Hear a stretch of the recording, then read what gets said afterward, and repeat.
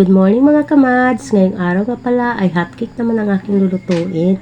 At itong recipe ito ay sa YouTube Universe ko lang din pala ito nakuha. Katulad din ng shakoy na niluto ko.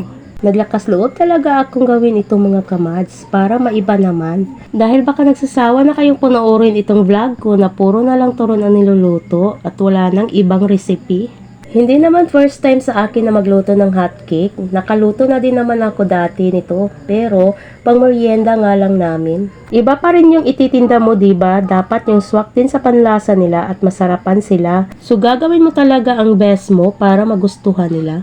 Dahil pag hindi, ay baka hindi na sila bumili. Charis. Kaya nanood talaga ako sa YouTube Universe mga kamads para matuto ako. Anyways mga kamads, ang dami ko na namang daldal dyan. Andito na pala kami sa school ng anak ko at nagsimula na nga ang klase nila. Meron nga silang ginawa activity ngayon about numbers nga pala ito at every number ay lalagyan nila ng bottle caps or anything na mga takip.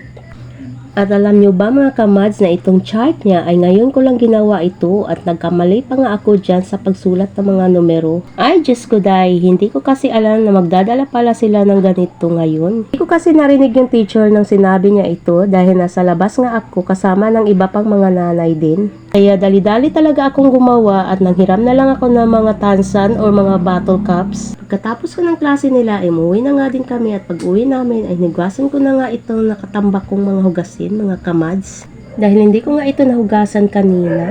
At pagkatapos ko na maghugas, inilabahan ko naman itong mga puting uniform ng mga junakis ko. Dahil hindi nga ako nakapaglaba kahapon dahil na busy nga ako, ay sana all busy. At bandang hapon na nga pala yan mga kamads at kagagising na nga namin ng anak ko dahil natutulog nga kami kanina. At diretso na nga ako dito sa pagtutupi ng mga damit na kinuha ko kanina sa sampayan. At hanggang dito na lamang. Salamat sa panonood. God bless!